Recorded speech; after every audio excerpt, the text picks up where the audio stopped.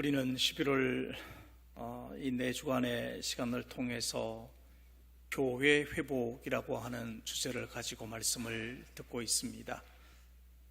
예배 회복에 대한 말씀을 들었고, 지난주에는 감사를 회복하자 하는 말씀을 들었습니다. 오늘은 교제를 회복하라 하는 말씀을 함께 나누려고 합니다. 교제, 헬라어로 코이노니아라는 말이죠. 우리가 흔히 잘 쓰는 그런 헬라어 중에 하나입니다. 이 코이노니아, 여러분, 이 말은 교회의 본질을 설명하는 아주 중요한 주제 중에 하나입니다. 특히 신약 성경에서 이 코이노니아라고 하는 말은 교제, 참여, 나누어 줌이라고 하는 다양한 의미를 가진 그런 뜻으로 사용되었습니다. 신약의 서신서를 보면 종종 교회를 집으로 설명을 하는데, 이 코이노니아라고 하는 것은 그 집을 세우는 기둥 가운데 하나라고 할 수 있습니다.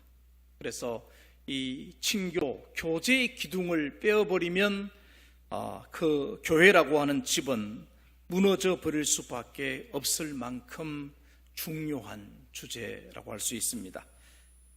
그러므로 교제를 회복한다는 것, 그것은 교회를 회복하는 것입니다. 우리는 먼저 이 코이노니아라고 하는 이 말의 의미를 분명하게 알 필요가 있습니다. 이 코이노니아, 이 두 인격체 사이에서 맺어지는 우호 관계다, 이렇게 말할 수 있습니다. 그런데 그리스도인에게서 이 말은 그 대상을 분명히 하는 것이 중요합니다. 우리 교제의 대상이 누구냐라고 하는 것이죠. 그 무엇보다 중요한 교제의 대상은 하나님의 아들 예수 그리스도이십니다. 오늘 두 곳의 말씀을 읽었는데 그 두 번째 말씀을 다시 한번 보십시다.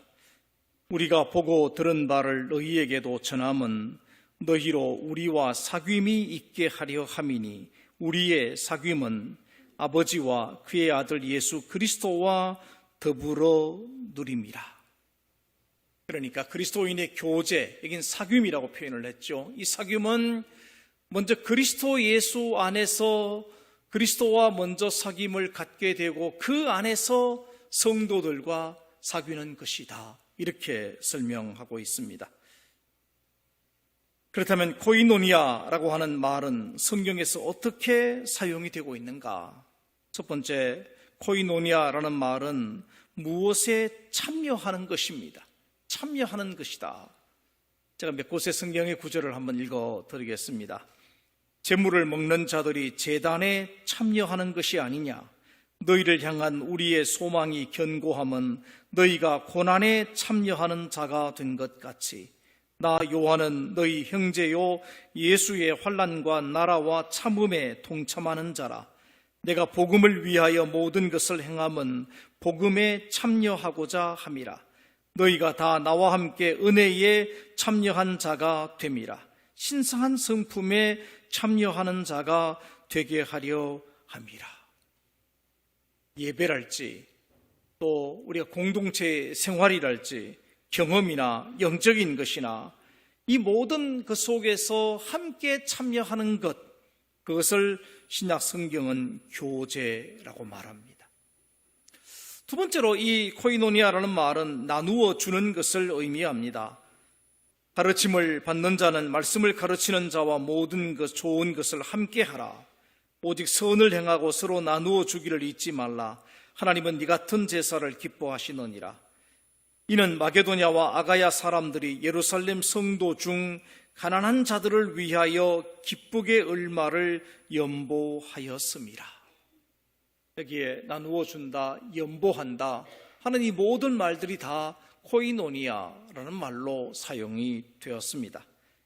특히 고린도의 성도들이 예루살렘 교회의 가난한 자들을 돕기 위해서 온 힘을 다해서 연보했다 하는 것은 굉장히 중요한 의미를 우리에게 전해줍니다. 세 번째로 코이노니아는 특별한 조건이나 단서가 없는 교제와 친교를 의미하죠. 오늘 봉독한 사도행전 내 말씀을 보십시오. 그들이 사도의 가르침을 받아 서로 교제하고 떡을 떼며 오로지 기도하기를 힘쓰니라.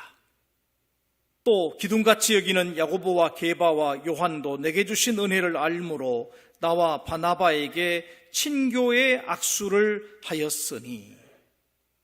여러분, 여기에 지금 교제한다, 친교의 악수를 했다 하는 말이 다 교제를 뜻하는 그런 말이죠. 그렇다면 이 같은 의미를 가진 코이노니아가 교회 공동체 안에서 어떻게 실현되어야 하는가?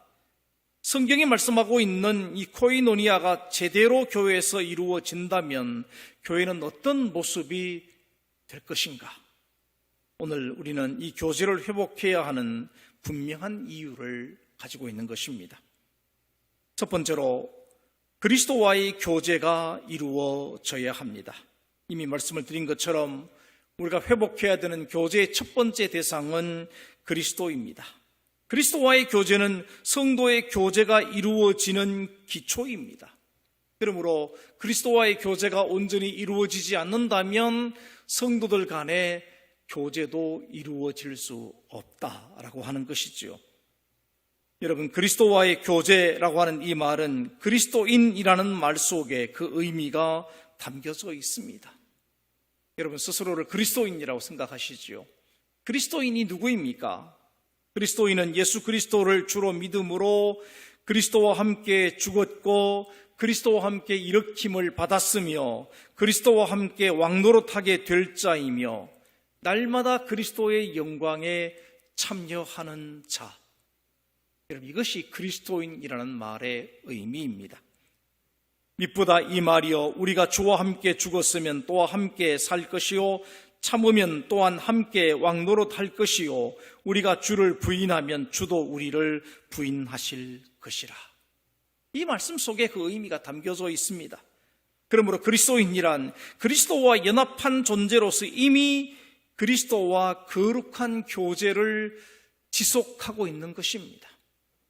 여러분, 그리스도와 이 교제를 지속하지 않는다면 우리 스스로를 그리스도인이라고 말하기가 어려울 것입니다. 사도 바울이 서신서를 통해서 성도들에게 그리스도와 함께 고난에 참여하라고 말하고 자신도 그 고난에 참여하고 있다고 고백하는 이유가 바로 여기에 있는 것입니다. 자녀이면 또한 상속자 곧 하나님의 상속자요 그리스도와 함께한 상속자니 우리가 그와 함께 영광을 받기 위하여 고난도 함께 받아야 할 것이니라. 내가 그리스도와 그 부활의 권능과 그 고난에 참여함을 알고자 하여 그의 죽으심을 본받아 나는 이제 너희를 위하여 받는 괴로움을 기뻐하고 그리스도의 남은 고난을 그의 몸된 교회를 위하여 내 육체에 채우노라. 물론 바울이 말하는 이 그리스도의 고난에 참여한다는 것은 그리스도를 모방한다는 의미는 아닙니다. 정말 예수님처럼 십자가에 달려서 죽는다, 그런 의미는 아닙니다. 이것은 그리스도와의 지속적인 교제를 통해서 그분의 고난이 나를 위한 고난임을 깨닫는 것이고 주님께서 기뻐하시는 그 일에 참여하는 것 때문에 고난을 받을지라도 기뻐하는 삶을 살아가는 것을 의미합니다. 그래서 바울은 그리스도의 남은 고난을 그의 몸된 교회를 위해서 자기 육체에 채운다. 다시 말하면 교회를 위해서 고난받는 것을 기뻐한다. 이렇게 표현했습니다. 그러므로 그리스도와의 영적 연합을 통한 친교와 교제는 성도의 교제를 가능하게 하고 지속하게 하는 기초가 되는 것입니다. 오늘 우리가 교제를 회복하려고 할 때 가장 먼저 고백해야 하고 실천되어야 할 것이 바로 우리 주님이신 예수 그리스도와의 교제입니다. 주님과의 거룩한 교제를 날마다 나누고 살아가는 믿음의 사람들이 되시기를 주님의 이름으로 축원합니다. 두 번째로는 성찬의 교제가 회복되어야 합니다. 코로나19 이후로 우리가 잃어버린 것이 있다면 성찬과 예찬을 통한 교제와 친교입니다. 코로나 이후에 우리 단 한 번도 성찬을 나누지 못했고 애찬도 함께 나누지 못했습니다. 초대교회를 설명하는 중요한 내용이 오늘 본문의 말씀 아니겠습니까? 그들이 사도의 가르침을 받아 서로 교제하고 떡을 떼며 오로지 기도하기를 힘쓰니라. 초대교회는 두 가지 모습으로 떡을 떼었습니다. 그중 한 가지가 성찬이고 또 하나가 애찬이었습니다. 특히 성찬의 교제는 매우 중요한 의미를 갖습니다. 성찬은 그리스도와의 교제가 기초가 되어서 성도들 사이에서 교제가 이루어지는 실제적인 사건이지요. 다르게 말하면 우리가 성찬 예식을 통해서 주님과 교제하면서 동시에 그 성찬에 참여하고 있는 성도들과도 교제하고 있는 것이 되는 겁니다. 바울은 이 사실을 이렇게 설명했습니다. 우리가 축복하는 바 축복의 잔은 그리스도의 피에 참여함이 아니며 우리가 떼는 떡은 그리스도의 몸에 참여함이 아니냐. 떡이 하나요 많은 우리가 한 몸이니 이는 우리가 다 한 떡에 참여함이라. 그러니까 성찬을 통해서 우리가 떡을 떼고 잔을 나누면서 그리스도와 교제하는 것입니다. 동시에 하나의 떡을 우리가 함께 나누어 먹음으로써 그 떡을 먹고 있는 모든 사람과 함께 교제하는 사건이 되는 것입니다. 그러니까 그리스도 예수 안에서 성도들 사이에 거룩한 교제가 이루어지는 것입니다. 만일 우리가 이 성찬에 참여할 때 생각해야 할 두 가지 중요한 사실이 있습니다. 한 가지는 이 떡에 참여함으로 우리가 하나가 된다는 사실이고, 또 다르게 말하면 하나됨 없이 성찬에 참여하는 것도 잘못이라는 것입니다. 다시 말하면 만일 우리가 예수님의 성찬에 초대되어서 함께 하면서도 서로를 알지 못하고 서로를 사랑하지도 못하고 서로를 돕지 못한 채 그 자리에 있다면 이것은 엄청난 모순 속에 빠져 있는 것입니다. 참으로 우리는 그리스도와 온전한 연합을 이룬 것이 아니라 머리로만 주님과 연합한 것이지 몸으로 연합한 것은 결코 될 수 없다는 말씀입니다. 주님은 나의 예배가 아니라 우리의 예배를 받으시기를 원하십니다. 공동의 예배를 받으시기를 원하시고, 나의 사랑과 섬김이 아니라 공동체의 사랑과 섬김을 받으시기를 원하시고, 그 가운데 일하시고 임재하시기를 원하신다는 사실을 우리는 잊어버려서는 안 될 것입니다. 여러분, 그런 의미에서 우리 믿음은 여러분 개인적인 믿음이 될 수 없습니다. 우리가 주기도문을 고백하면서 가장 많이 나오는 단어가 뭔지 아십니까? 우리라고 하는 단어입니다. 오늘날 우리에게 우리의 죄를 우리로 하여금 시험에 들지 않게 우리라고 하는 이 공동체의 고백과 신앙이 하나님 앞에서는 소중한 것입니다. 그래서 우리가 함께 모여서 같이 예배를 드려야 되고 함께 교제해야 되고 함께 나누어야 하는 것입니다. 그러므로 우리는 성찬의 교제를 통해서 주님과의 교제와 함께 참여하는 성도들과의 교제를 동시에 체험해야 하고, 그 거룩한 체험에 우리는 참여해야만 하는 것입니다. 성찬의 참된 교제를 회복하는 우리 교회와 성도들이 되시기를 주님의 이름으로 축원합니다. 세 번째는 성도의 거룩한 교제를 이루어야 합니다. 성도의 교제가 분명하게 가르쳐지고 실천되어진 교회는 초대교회입니다. 예루살렘 교회입니다. 본문을 다시 한번 보십시오. 그들이 사도의 가르침을 받아 서로 교제하고 떡을 떼며 오로지 기도하기를 힘쓰니라. 오순절 성령 강림 사건 이후의 공동체의 모습은 그 이전의 공동체의 모습과는 전혀 달랐습니다. 단순한 유대인 공동체와는 다른 모습의 공동체를 이루었습니다. 공동하진 않았지만 46절을 보면 사도행전 2장 46절입니다. 날마다 마음을 같이하여 성전에 모이기를 힘쓰고 집에서 떡을 떼며 기쁨과 순전한 마음으로 음식을 먹고. 그들은 유대인들처럼 매 안식일에 모인 것이 아닙니다. 그들은 매일 날마다 모였습니다. 그것도 마음을 같이하여, 다르게 말하면 같은 마음으로 모였습니다. 하나된 마음으로 모였어요. 떡을 떼며 기쁨과 순전한 마음으로 음식을 먹었다라고 했습니다.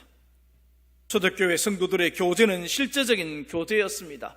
같은 마음을 가지고 성전에 모이고 떡을 나누어 먹었습니다. 그리고 그것을 기뻐했습니다. 우리가 주일에 함께 애찬의 식탁을 나누는 이유가 바로 여기에 있습니다. 각자 집에서 먹는 음식은 다 다를 수 있습니다. 다 각자가 그 집안의 전통과 가문에 따라서 다른 음식을 사실은 먹고 살아가죠. 그러나 적어도 주일 애찬에서는 같은 음식을 먹습니다. 우리가 주일날 애찬을 나누면서 또 특별한 음식을 먹는 사람은 없습니다. 똑같은 밥과 반찬을 나누어 먹는 것입니다. 이 음식을 먹는 중에 삶을 나누고 기도를 나누고 사랑을 나누고 함께 즐거워하고 기뻐하는 것입니다. 우린 이 애찬을 통해서 우리 모두가 한 몸인 것을 확인합니다. 여러분, 가족이라는 말을 표현하는 또 다른 단어가 있습니다. 식구라는 말을 우리가 쓰지요. 식구라는 말은 다르게 표현하면 먹는 입, 그런 뜻입니다. 그래서 꼭 혈연 관계가 아니더라도 조그마한 직장에서 오랫동안 같이 이제 일한 사람들은 뭐라고 그럽니까? 우리가 한솥밥을 먹은 식구다, 이런 표현을 자연스럽게 쓰는 것입니다. 혈연적인 가족은 아니지만 그래도 식구라는 거예요. 왜냐하면 한솥밥을 나누어 먹었기 때문에 그렇습니다. 새로운 가족 공동체에 대한 주님의 말씀이 있습니다. 마가복음 3장 35절을 보면 누구든지 하나님의 뜻대로 행하는 자가 내 형제요 자매요 어머니이니라.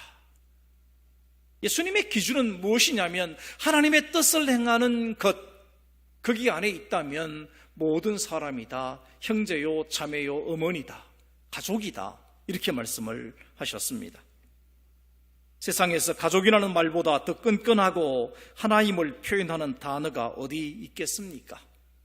그러므로 우리가 애찬이라는 성도의 거룩한 교제를 통해서 우리가 하나라고 고백하고 있는 것이고 서로 운명을 같이 하는 공동체라고 고백하는 것입니다. 그래서 우리 교우들 가운데 어려움을 당하거나 또 기쁜 일이 있거나 하면 똑같은 감정을 가지고 축하하기도 하고 아파하기도 하고 함께 슬퍼하기도 하는 것입니다. 그런데 그 애찬의 기쁨이 우리 가운데서 사라지고 있습니다. 아마도 이 코로나19가 주는 가장 큰 아픔이 아닐까, 그런 생각을 해봅니다. 그래서 온전한 회복은 안 되겠지만 다음 주일부터 우리 5주간 동안 이 애찬의 교제를 회복해 보자는 것입니다.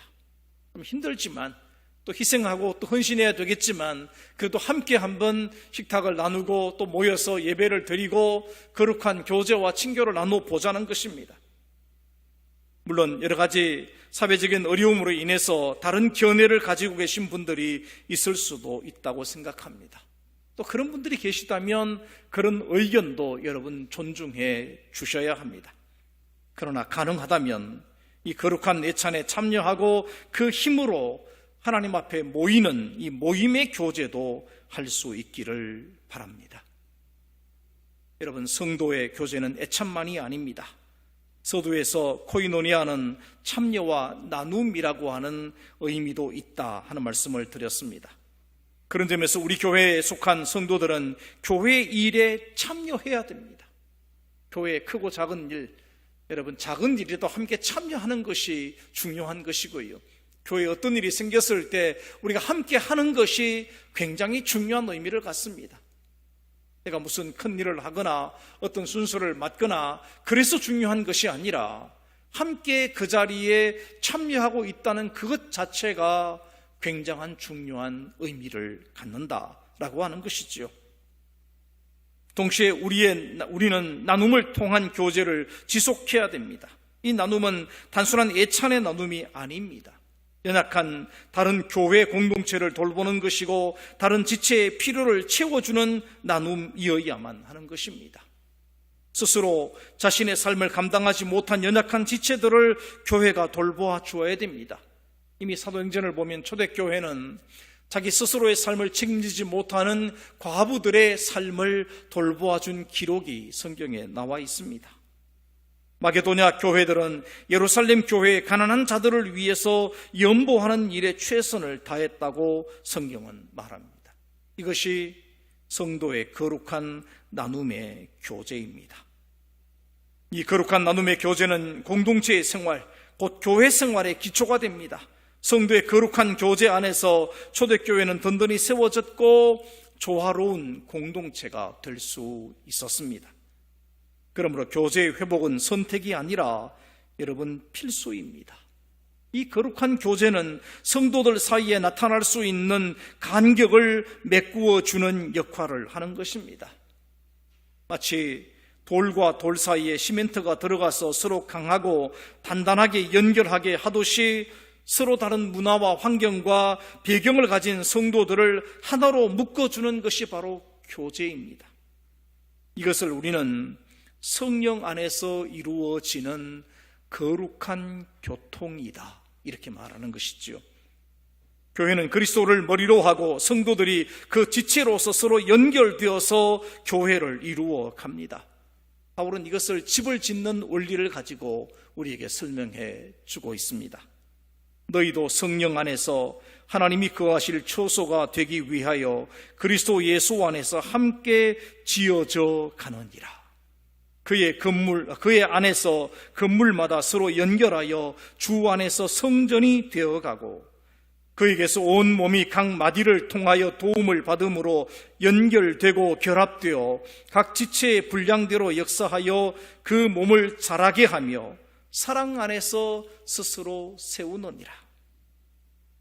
이렇게 성도들이 하나의 돌이나 벽돌이 되어서 서로 연결되어 집으로 지어져 가는데 그 돌들을 서로 단단하게 연결시키고 결속시키는 것이 바로 성도의 교제라고 하는 것입니다. 그러므로 홀로 믿음의 삶을 살아갈 수 없습니다. 성도의 교제 안으로 들어오지 않는다면 우리는 성전의 지체가 되지 못합니다. 성도의 거룩한 교제가 이루어지지 않는다면 그곳은 주님의 몸된 교회가 될 수 없습니다. 이것이 오늘 우리가 성도의 교제를 회복해야 하는 이유입니다. 제가 사용하는 당회실을 새로운 건물 꼭대기로 옮기면서 저는 매일매일 성전을 바라봅니다. 제 자리에 앉으면 우리 교회 성전이 그대로 한눈에 다 들어옵니다. 돌들의 모양이 서로 다르고 크기가 조금씩 달라요. 자세히 한번 나가서 보십시오. 다 다름에도 불구하고 그래도 함께 세워져서 바른 모양을 갖추고 있는 것은 그 돌 틈 사이를 메우고 있는 시멘트 때문에 가능한 일이 됩니다. 좀 작은 돌멩이 옆에는 더 많은 시멘트가 묻어 있어요. 또 키가 낮은 돌멩이 위에는 더 많은 시멘트가 올라가져 있습니다. 그래서 서로 다르지만 키를 맞추고 높이를 맞추고 넓이를 맞추어서 하나의 건물로 지어져 있습니다. 그리고 64년 동안 이 성전이 든든하게 세워져 있습니다. 여러분, 나눔과 돌봄으로서의 교제는 우리 안에서만 이루어져야 하는 일은 물론 아닙니다. 빌립보 교회가 사도 바울의 복음 선교를 위해서 재정적인 도움과 동력자를 파송하는 역할을 감당했습니다. 바울은 이에 대해서 이렇게 말합니다. 너희가 첫날부터 이제까지 복음을 위한 일에 참여하고 있기 때문이라. 빌립보 교회의 이 도움의 이 손길, 도움의 교제는 바울이 감옥에 있을 때에도 복음을 전하는 동안에도 언제나 큰 힘이 되었습니다. 바울 역시 이 교회를 위해서 간절하게 기도했고 말씀의 귀한 교훈을 전해줌으로 서로에게 기쁨이 되었습니다. 마게도냐의 교회들이 예루살렘 교회를 도와주었듯이 오늘 우리 교회가 더 연약한 교회 공동체를 향해서 나눔과 도움의 손길을 베풀어야 합니다. 그동안 한국 교회는 교회를 잘못 이해해 왔습니다. 교회를 이해하는데 두 가지 방식이 있습니다. 하나는 교회를 유기체로 이해할 것인가, 조직체로 이해할 것인가 라고 하는 것입니다. 많은 경우에 사람들은 교회를 그동안 조직체로 이해를 해왔습니다. 그러니까 교회 건물이 얼마나 크냐, 어느 위치에 있느냐, 담임 목회자가 누구냐, 교인들의 숫자가 얼마나 되느냐, 또 그 교회의 예산이 얼마나 되느냐, 이런 것들로 교회를 평가하는 것은 여러분 교회를 조직체로 평가하는 것입니다.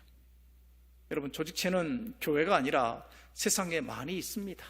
회사나 또 어떤 그룹이나 모임이나 다 하나의 조직으로서 그 조직체를 그렇게 평가를 하지요.